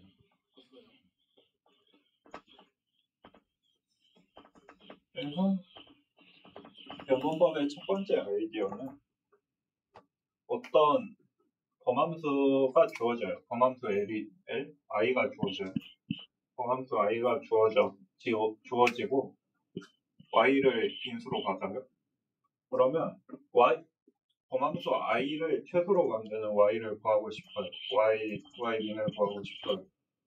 혹은 뭐 보통 스타를 많이 쓰죠. y 스타라고 합시다. y 스타가 있어요. 최소? 이런 네.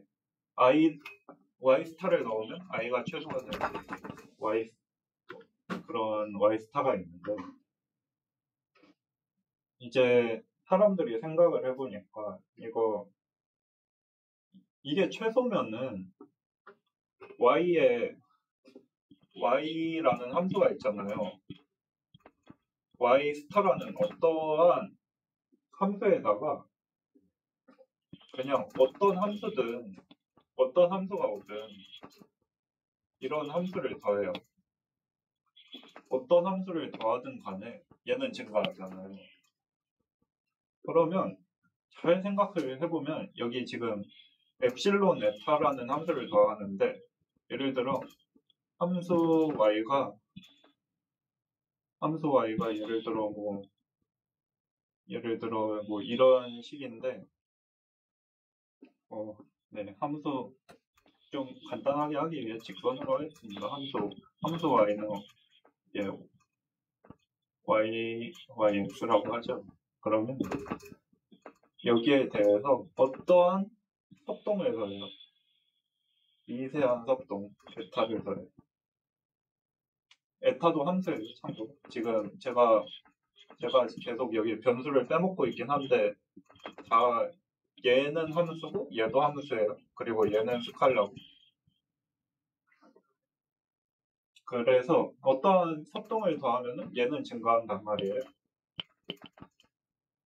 뭘 더하든. 왜냐면 지금 y 스타가 최소니까. 그러면 이제 적절한 이제 엡실론을 곱해서 y에 더해보자고요. 그러면 잘 생각을 해보면은 이 엡실론이 증가하면 얘가 증가해요. 그쵸? 아주 미세한 구간만 보면은 엡실론이 증가하면 i가 증가하고 그리고 엡실론의 절대값이 0에 가까워지잖아요. 그럼 그냥 y 스타가 되죠. 그럼 얘가 감소하겠죠. 왜냐하면 얘가 최소값 근처에 있으니까. 그래서 이 친구들의 기본적인 발상은 이거예요. 우리가 어떤 함수 i, y가 있고 보통 이제 i, y라는 게 이런 식으로 정의가 됩니다. y, y 프라임, x, dx 이런 식으로 정의가 돼요. 그 일반적인 그 베리에이셔널 메소드에 나오는 함수들은 다 저 형태를 띠는데 이제 다만 이제 이거는 구간이 정해져 있어야 돼요. 양끝이 정해져 있어야 됩니다. 이 방법을 쓰기 위해서는 여기가 A고 여기가 B고 그래서 얘네들의 생각이 뭐냐 이거를 엡실론으로 미분하자. 엡실론으로 편미분을 하자. 근데 이거를 하기 전에 이 y를 일단 바꿔야 돼요. y는 이런 식으로 바꿔보자고요. 그러면 위에 있던 식은 위에 있던 식에 대신 이거 대입해도 되거든요.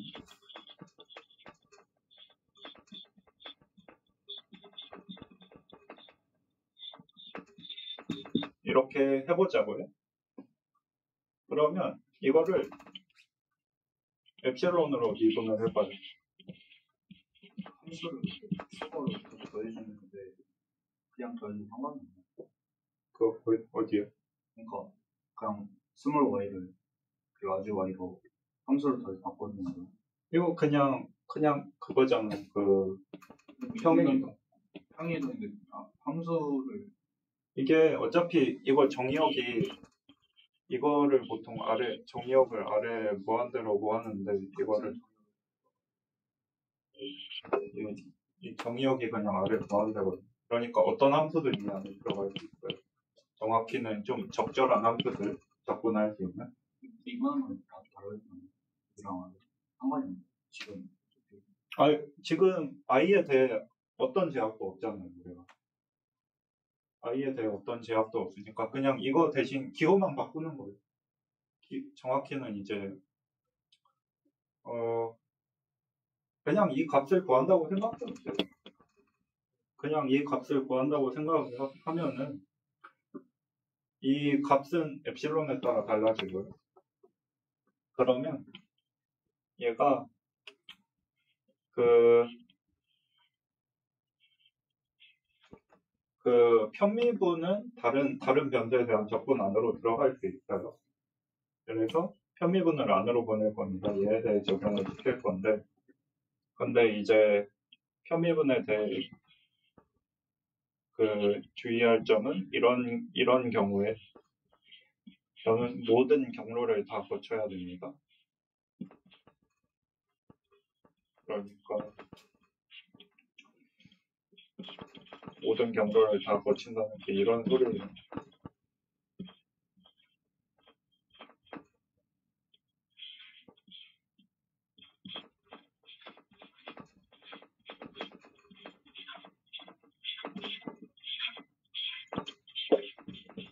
네, 여기까지는 이해가 되시나요? 그러면 생각을 해보면은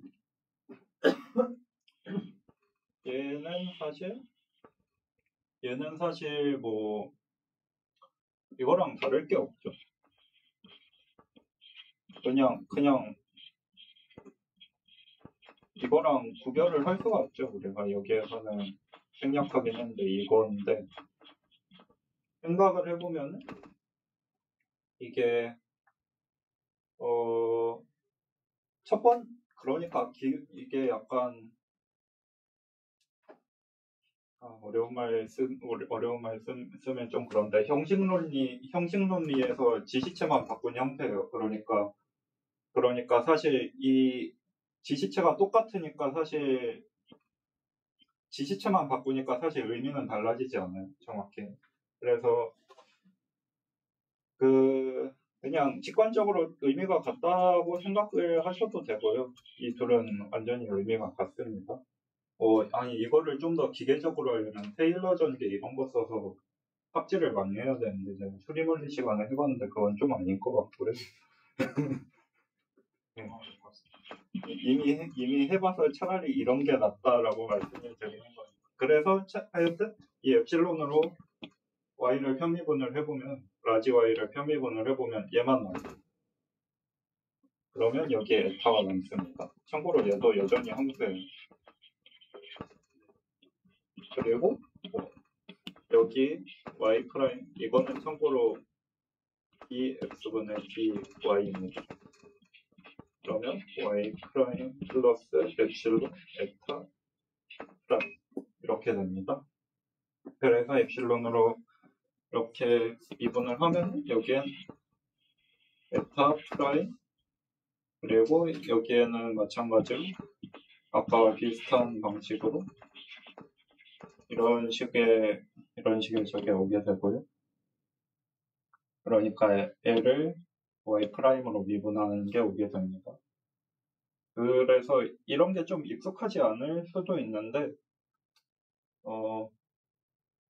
약간 이런 거 할 때는 이제 그래프를 그려보면 좋습니다. L이란 게 있고 그러니까 사실 이런 그래프죠.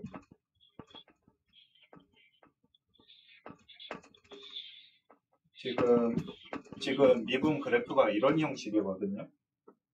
보시면은 다 대충 직관적으로 어떤 의미인지는 아실 거예요. y가 x의 함수고 y 프라임이 x의 함수고 그리고 l이 y 프라임 x의 함수. 근데 여러분들이 미분에 대해 주의하셔야 할 점은 미분은 선형 연산자이기 때문에 간선 하나까지만 봅니다. 미분은 간선 2개까지 안 봐요.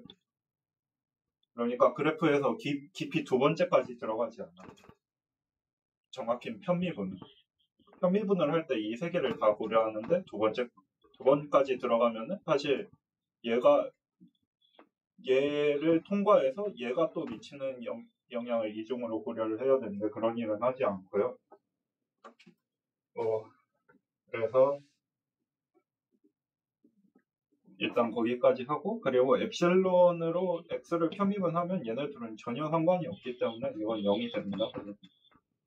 그래서 이런 결론이 나오는데 문제는 우리가 이 적절한 엡실론이 0일 때 이게 0에 나오게 하고 싶어요. 왜냐 엡실론이 0이면 y 스타에 있고 i가 최소가 되어야 하니까 엡실론이 0일 때 극점이어야 돼요. 그러면 보자고요. 그러면 여기서는 좀 테크니컬한 건데 이 친구를 이제 부분적분을 할 수 있어요. 그래서 보면은 이거는 약간 물리 쪽에서 애용하는 표현인데 물리학과 분들이 이런 표현을 많이 쓰는데 예. 잠시만 이게 왼쪽을 미분하고 오른쪽을 미분해야 되는 네.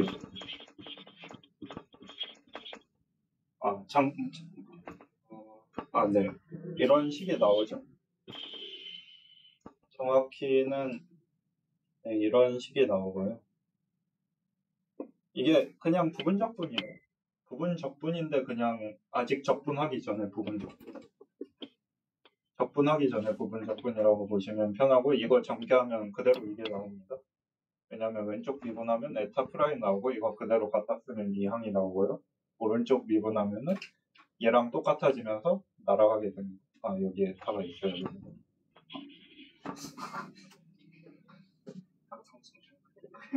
에타가 있어야 되는데 사라졌네. 에타가 있어야 되는데 이렇게 되는데 여러분들이 이제 좀 가끔 보시게 되는 것 중에 하나인데 이거는 지금 이런 게 나왔죠. 이런 게 나왔잖아요. 지금 좀 마음에 안 드시는 분들도 있을 텐데 어쨌든 뭐 거의 이렇게 봐도 되거든요. 뭐 수학과 분들은 싫어하시겠지만 또 이런 걸 의도하고 만들어진 기호예요, 애초에. 그러니까 애초에 라이프니츠는 이런 걸 생각하고 만들었어요. 그러니까 뭐 다만 이제 이렇게 할 때 주의할 점은 이게 여기에 A를 대입하는 게 된다. NA 라운드 Y 여기가 이렇게 되고요. 여기가 이게 사라지고 에타 N이었나 에타 NB 그러니까 적분 구간만 바뀌고 그대로 나와요. 뭐 아까 부분적분이라고 했으니까 그냥 부분적분으로 생각하면 편해요. 부분적분의 앞에 적분으로 튀어나오는 거. 근데 잘 보시면은 이게 아까 제가 말씀을 드렸는데 이게 닫힌 구간에서만 되거든요. 그러니까 양끝이 주어졌을 때만 되는데 예를 들어 어떤 에타가 있고 에타가 A랑 B랑 같다고 생각을 해보자고. 지금까지는 별 제약을 안 걸었는데 에타의 양끝에서 에타 A가 YA랑 같아요. 그리고 에타의 B가 YB랑 같다고 나봐요. 그러면 이게 0이 됩니다. 이런 제약 조건을 거는 순간 이게 0이 돼버려요. 솔직히 말하자면 이게 그렇게 큰 제약도 아닌 게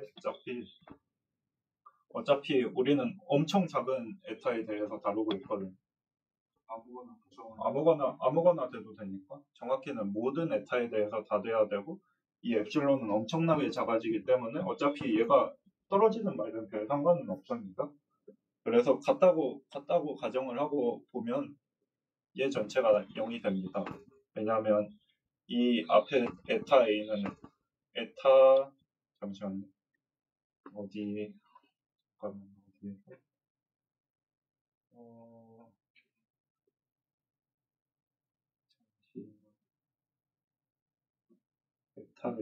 에타 A가 0이구나. 에타 A는 에타 B는 0이에요. 왜냐하면 Y에 더하는 거였으니까. 지금 Y에 더하고 있잖아요. 어떤 속도는. 그래서 양끝이 0이라서 얘가 사라지고 얘가 사라져요. 그러면 이제 최영한 식이 나와요. 많이 유명한 식인데 이거를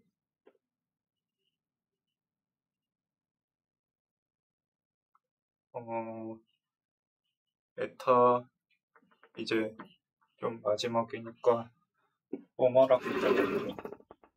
그러면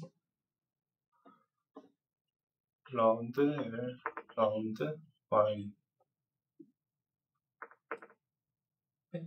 빼기 T dx 라운드 m 라운드 y 프라임 dx인데 이게 변분법의 보조 정리였나? 어쨌든 우리가 어떤 에타가 오든 이게 0이 돼야 되거든요.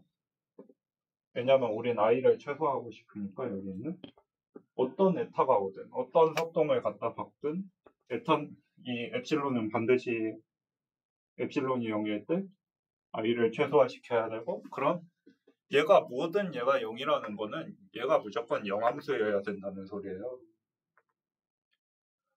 그래서 이게 보조 정리로 또 있는데 직관적으로는 그렇게 되고 그러면 이제 결국 우리가 얻는 결론이 이거거든요.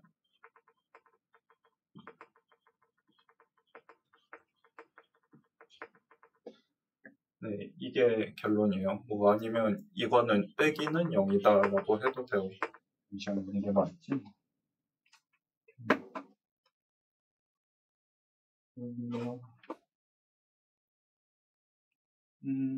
맞네.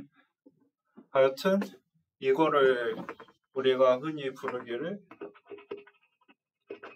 흔히는 모르겠고 일단 아는 사람들은 부르기를 오일러 라그랑주 이케이션.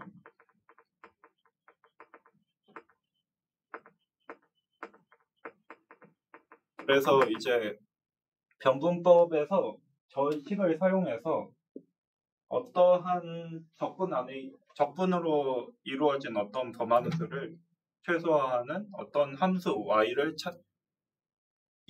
이거의 해가 그 함수 y의 해라는 거. 그 함수 i를 최소화하는 y라는 거죠.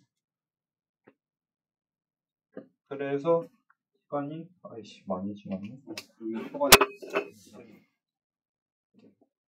여튼 그래서 이거를 잘 쓰시면은 25와 27번을 풀 수 있는데 이거는 만약에 하면은 다음 주 문제 풀 시간에 잠깐 25와 27을 설명할 수 있도록 하겠습니다.